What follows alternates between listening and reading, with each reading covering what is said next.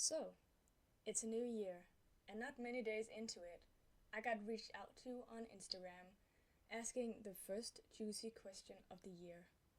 And I thought to take to my newly founded blog section to do my best to answer their question. Hashtag mailbox style. You know, once upon a time, where people would send in their written questions and their questions would be picked to be answered. The question goes something like this. As a person who is passionate about world building and has been since they were a child, they reached out to me to ask of how I personally deal with writer's block. Now, this is a juicy inquiry to start off the new year with, and the simple answer is I don't believe in writer's block. That is the simple answer, and I acknowledge that. That's totally not why you came here, so let's deep dive into it. And it's not because I've been writing for so long that the concept is foreign for me to partake in, or I blindly look away when people start to talk about how they are dealing with their own amalgamation of what writer's block looks like to them. And I hold up my hands in front of my ears and close my eyes real tight to ignore their usage of the term. That's not what I mean. And to get it out in the open, I speak solely from my own experiences with writing, creating, arting, and so forth. And this is by no means a one-all be-all sole answer to this question that really have been asked since, I think, the dawn of time, when creators felt like they lost their signature, je ne sais quoi, or be it, their magic sauce. So take away from this blog post what you may, and leave the rest.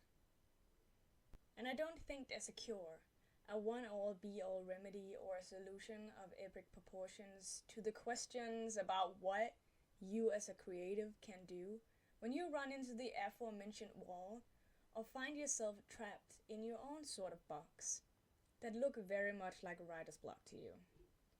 Because in my experience, writer's block is the symptoms, not the root cause of the risen predicament. So to figure out the root cause of the situation, we have to go back, way, way back, to the dawn of time. No, I'm just joking. But to figure out how to come up with a proper solution for our ailments, when we creatives indeed hit writer's block, or creator's block, or call it what you want to, block, we do have to look somewhere different entirely. Just for a second, take a restful posture wherever you're reading this, right now. Are you sitting down? Lean yourself back into your seat for a moment. Are you reading this standing up, on the subway, the train, or some other means of public transportation? Then actively focus on resting your shoulders, back and down, away from your ears. Are you completely tight in your neck, shoulders, and back? And have you taken a proper breath today? No, like for real. To settle into your body? If you haven't, take a breath with me right now. Exhale your breath, right now. Breathe in deeply so you can feel the rise of your shoulder blades, and breathe out entirely through your mouth.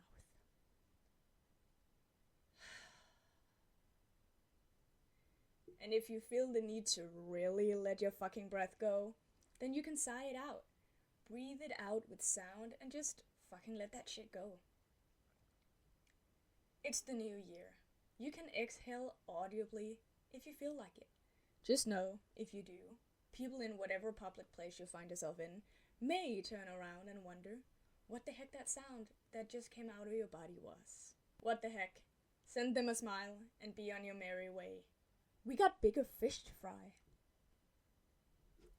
The point I'm trying to make is very much whether you're tired, hungry, thirsty, or haven't been fulfilling the basic needs.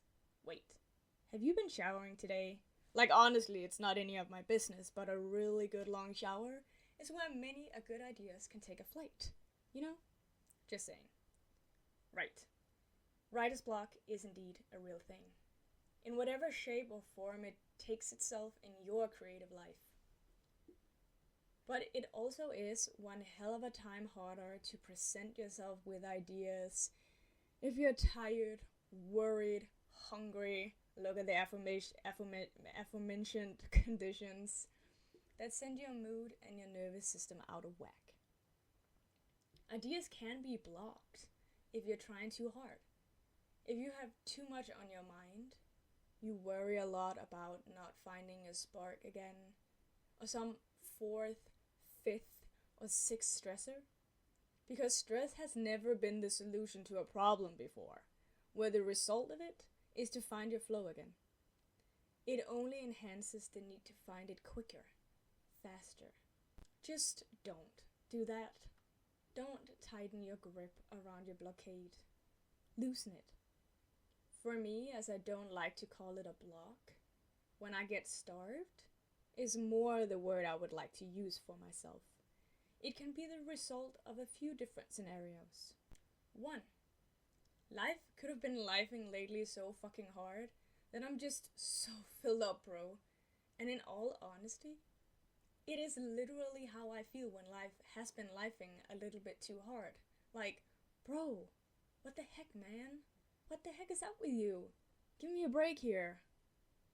And then I know that I'm out of my equilibrium. I'm out of balance. I'm the one who feels out of whack. 2. I realize my daily life has taken over any form of fun, playtime I used to neatly carve out in my own day-to-day. Because I will be the first to admit how fast a daily life with daily chores and emails and I hope this finds you wells and everything in between can take up all hours of all your days so fast and so quick that if you don't look around and literally stop, stand still in your tracks of whatever you were just doing, life can tend to pass you by for a while so damn quickly. 3. It can literally feel like empty in your creative juice bank, am I right? Like there literally aren't anything left for you to mush together, to reform, to re-sculpt or reshape from the inside of yourself. And that leaves you with this rather unpleasant and sometimes nasty feeling of unease. Because if you are creative in any way, and have created anything at any given moment, at any given point in time, I bet that you have found how the feeling of creating and its counterpart, the feeling of creating when you have nothing left to do that with, very much differ from one another. But the latter feeling much like being fucking empty without your creative magic juice sauce. You feel flowing when you're creating on a full tank. Starved. And as you're reading this, that is what it feels like to me. I'm not blocked. I'm not in a romanticized period of trying to find my own muse again. I'm fucking starved. When you want to create something, and as much like as when you're hungry. There's peckish, and then there's hungry, and then there's I've just walked up and down a fucking mountain of a hill and have been moving around for 3 hours and I literally cannot feel in my body, in my entire system, that I had breakfast this morning. I need sustenance now. That is what creative idleness, call it writer's block, feels like to me. I am starved, man. From my own creative magic juice sauce missing. And I'm starved from any creative magic juices, really. And here's the $1 million question, baby. What do we do when we're hungry? It really is quite simple, isn't it?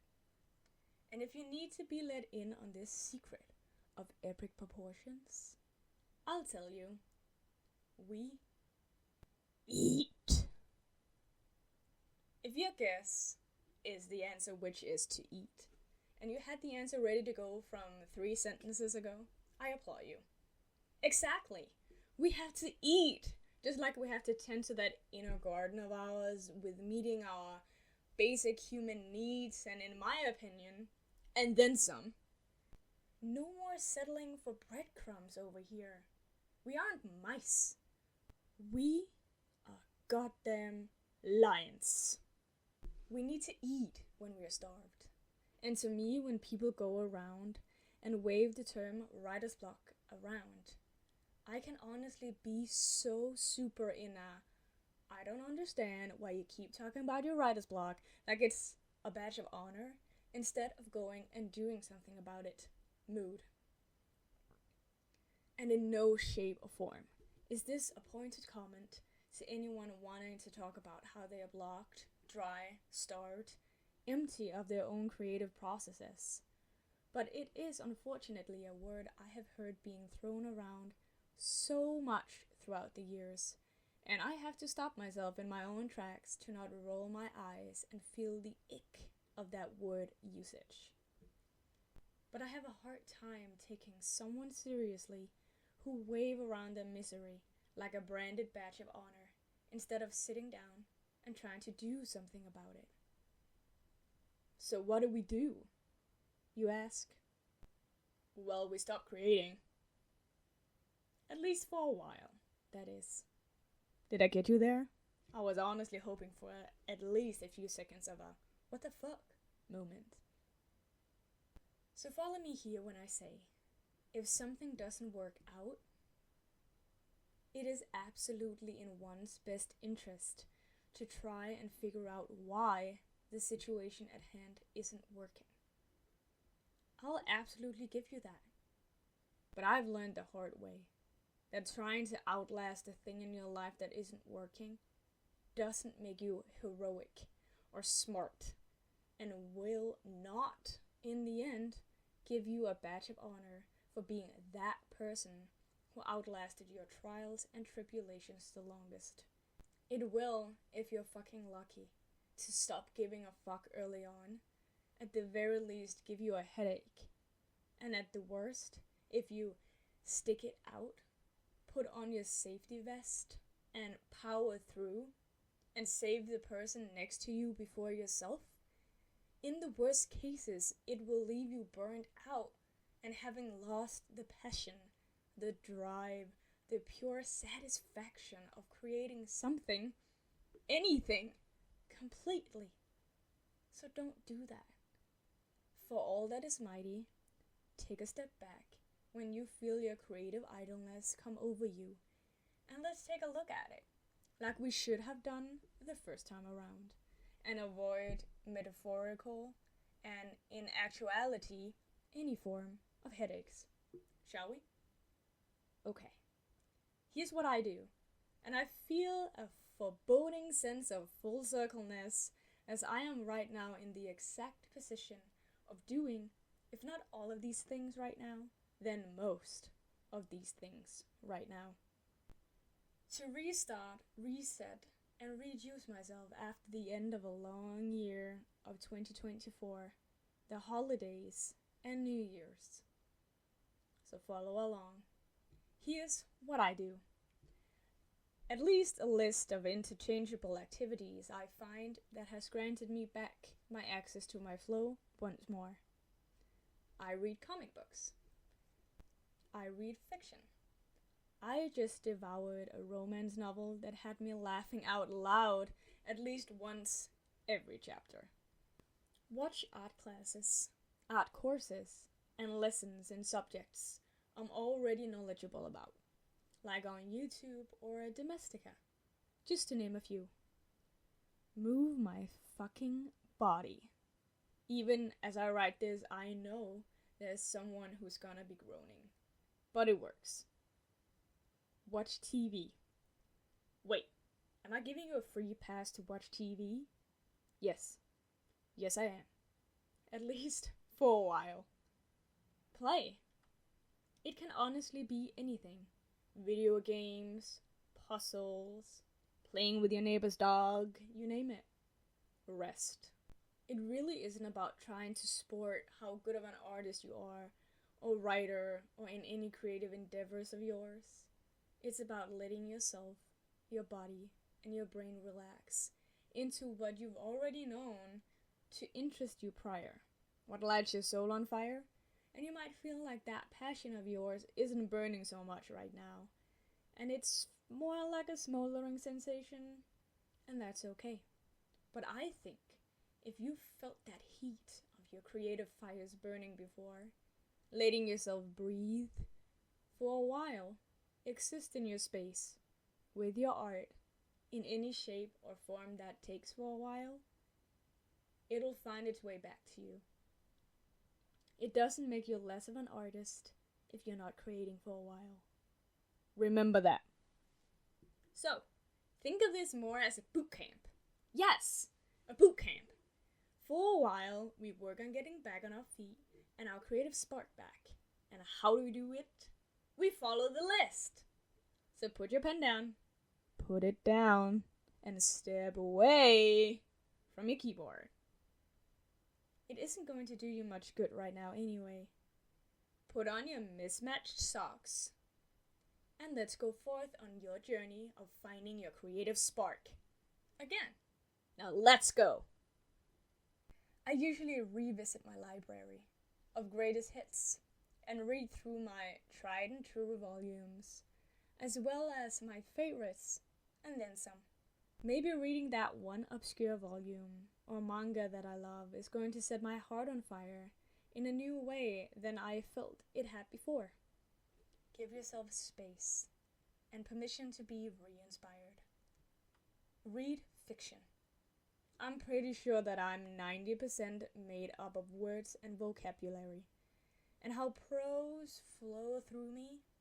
And I know if I have had a hard time sitting down to write, well, anything, it's simply because I don't have enough words in my system.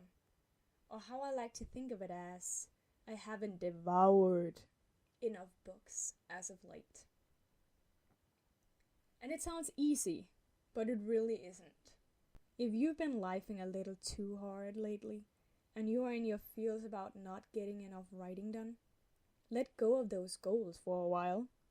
There's nothing easy about surrendering to giving yourself space and permission to sit down with a new book and just read. It's simple, not easy. I stand firm in that you have to read to write. As with many things, if you want to do pottery and your vision is to throw a cup, you would need clay, am I right? And that's the same with writing, well, anything. How are you supposed to write anything if you don't have the proverbial clay that will help you do it? And to me, the clay of writing are words. And how do we get those words, you ask? We eat them. Read them.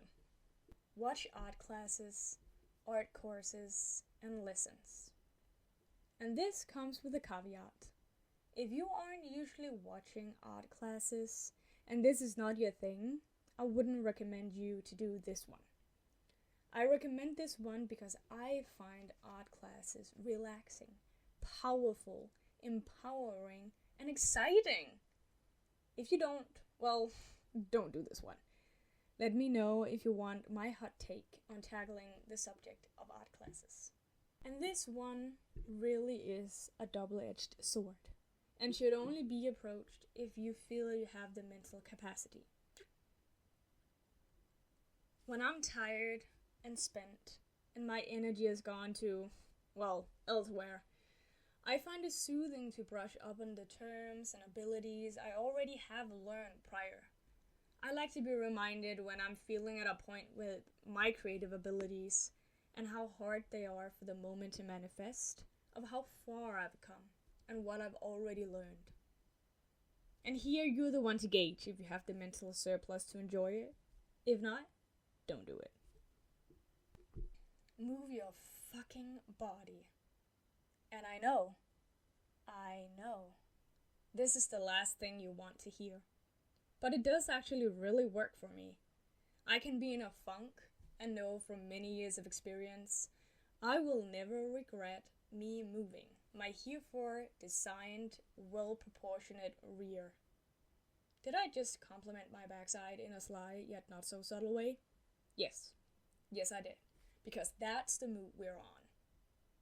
Moving really does move the energies in your body that feel stagnant, and that is always enough to get the gears turning.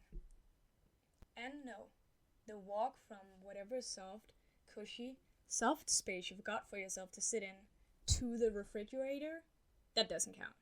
Get yourself up. And if that means to go to your mailbox and gather your physical mail from outside your house, or put on your shoes and walk to the edge of your drive and back again, that counts too. Thank you to that someone who gave me that piece of advice a long time ago. There is something about doing the act of putting your shoes on, tying your laces, putting on your coat, figuring out which coat you would like to bring yourself out into the rest of the world, and feel the fresh air on your face. I know, you're still not convinced, are you? Well, but with practice and effort, and essentially getting used to that feeling, no, it isn't scary. And exposing myself to getting up and out with the cardboard, out with the imaginary dog that I don't have, going out into the outside, all these things solidified in my head, a notion of how nice it truly is, to move around and move my body.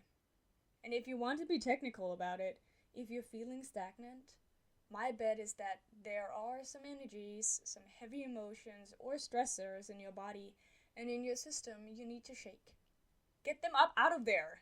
You don't need them in your body no more.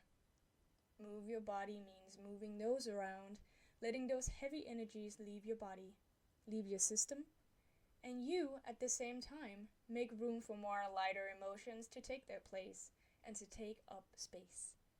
And who wouldn't like that? Watch TV. And no, I'm not talking about you sitting down, plump in front of your TV from now on until the end of time. Then we won't get anything done. But I watch and listen to a lot, and I mean a lot, of podcasts, which always has my brain running on the story, the narration, the imaginary images. And it took a sweetheart friend of mine to tell me and remind me, hey, you need a day in front of the TV.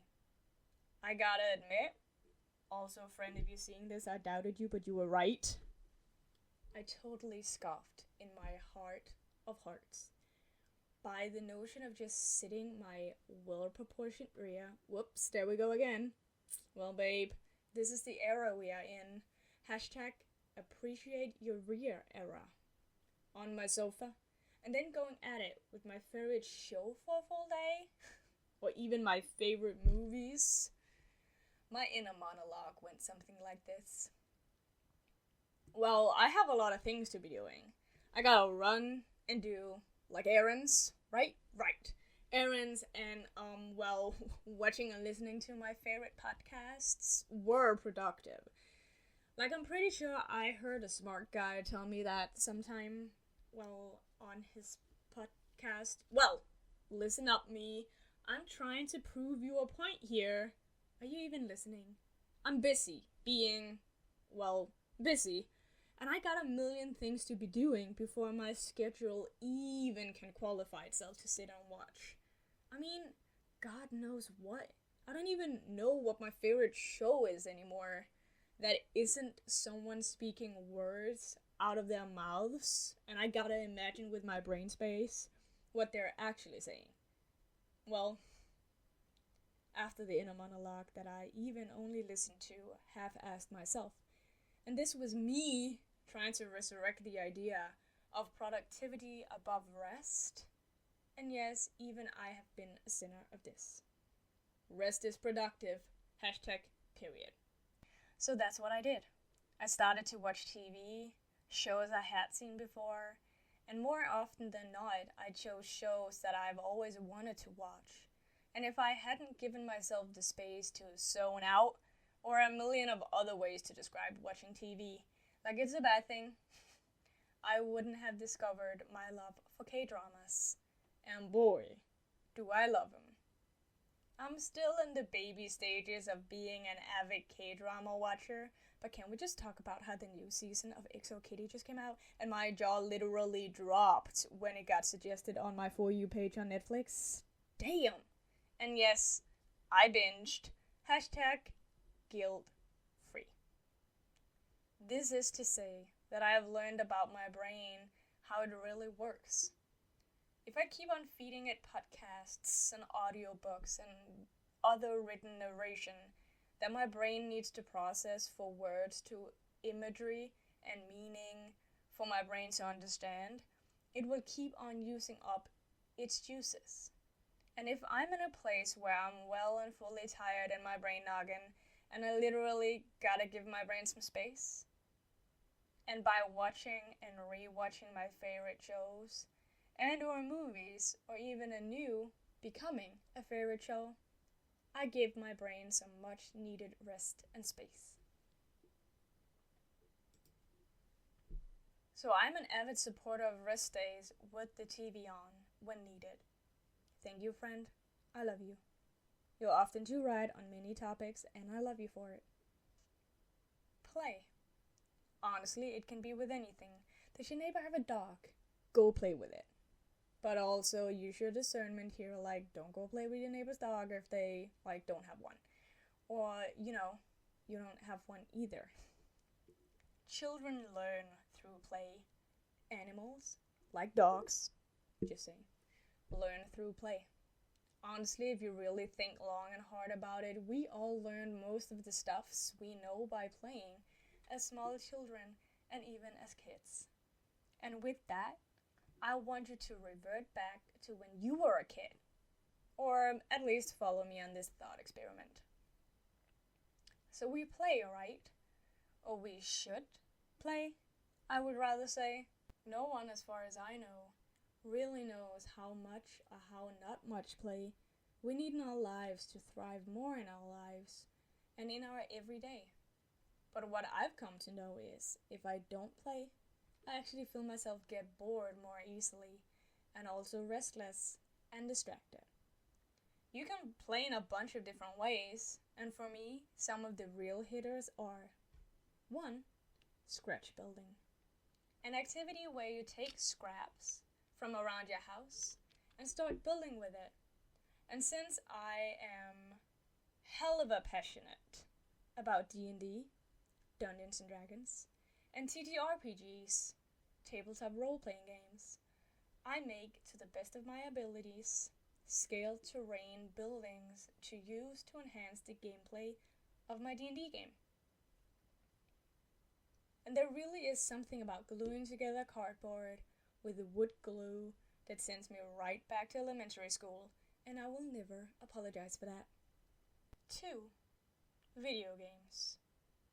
And this is honestly me as an adult telling to myself that I need to play way more video games.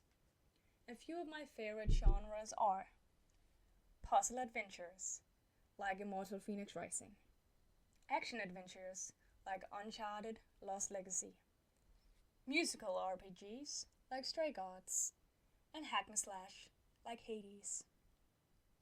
3. Have a hobby you have no direct link to any other things going on in your life as of right now.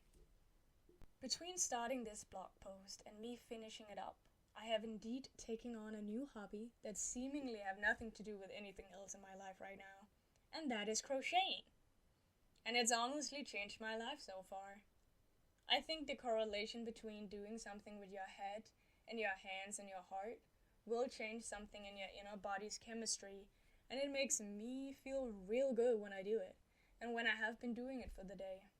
I honestly don't know the science behind it, but I know that it always works for me. So you, yes you, what have you always wanted to give a go? Maybe you should try it, like right now, like after you read this blog post, or put on the audio narrated version of this blog post, and go do that thing. I'm rooting for you. Rest. And I honestly feel a tug between how this one should feel self-explanatory and how it so obviously is not. Do you know how hard it is to rest? Like really give yourself the time and space and permission to actually fully and intently go rest. Yeah, girl, same. So if you were ever in need of permission to go rest right now, I'd say go for it. I give you my permission. Because there was a point in my life where I just wanted the one person to go and tell me exactly what I wanted to hear. And well, today I'm that person for you. I hope you know this. And if not, I will let you in on the littlest, literally biggest secret of all time. Rest is productive. Hashtag period. I know how yes, you reading this, can have an advanced and real, intricate and detailed relationship with rest and between you and rest. And I know how yes, you reading this, can have an advanced and real, intricate and detailed relationship with rest and between you and rest. But like I mentioned earlier, if you don't stop in your tracks, like really stop what you're doing right now, no matter what it is, within the means of where you are in your life right now, life will keep telling you to go, go, go, go, and drive you off the proverbial cliff. And then it's up to your body to let you know and tell you to stop. And for that to happen, it would already be too late, and would have cost you a lot of hurt in the process of you sacrificing yourself. Everybody's story is really and truly different, but I had to learn it the hard way, and I wish for no one else to learn it like that, ever. If I could have had a disembodied voice tell me, and yo, I got a body, don't worry about that fact right now, that it was okay for me to do all the things I always wanted to do, I would have been so grateful and relieved. Sometimes it takes someone outside of yourself to see you. No, really see you and let you know that everything is gonna be alright. And I don't know what you're going through right now in your creative journey. I really don't. But then let me be the disembodied voice, actually with a body, to give you permission to do what you creatively need to do to fuel up your creative chambers that I can imagine have been real low for some time now. I wonder where you'll be going and what you'll be doing to find the creative yellow brick road back to your creative life, or if merely infusing some more activity within it. This isn't a miracle cure, and if you've listened to this blog post so far, I thank thee. Honestly, really thank you. I think refueling oneself with what you love, like really love, really have been put on the back burner of the things we've had to do and things we feel the need to be doing. Even if those things aren't doing much but letting yourself spin your wheels for a while and making us even more tired as it is. I had to change up a real default routine, and I wonder how it ever got solidified that I would end many of my days, having gone through many of my days, waiting for the second, the minute, the absolute first moment of free and spare time to get to my hobby and full life's purpose, to only find myself exhausted at the end of the day, to not be able to be doing any of it anyways. And so the perpetual cycle began. I had to take a real good hard look at my everyday life. And the hardest thing after having conquered every hard thing in my life of responsibilities I needed doing wasn't the hardest of the tasks I'd set up for myself, but actually go and do the thing me wanted to be doing. Yeah, I had to sacrifice a lot of things, is what I felt at the time, to find back to a daily life where I came first, where my routine was built around my life, living for me. But when all is said and done, it wasn't a sacrifice at all. The real sacrifice was letting myself go towards the things that didn't fuel me for the purpose of overextending myself for what I felt was right, then taking my power back, focusing on what was right for me, and go with that direction. The direction of pure bliss and joy. Because you and me, we're the only ones who knows what is right for us. And if we don't you think it's about damn time to find out? If you like this blog post and want to know more, make sure to sign up for my mailing list and follow me over on my different social media accounts. I cannot express how it has felt to write this blog post, and this feeling is definitely one of pure joy. I cannot express how it has felt to write this blog post, and this feeling is definitely one of pure joy. So thank you for reading and listening with me.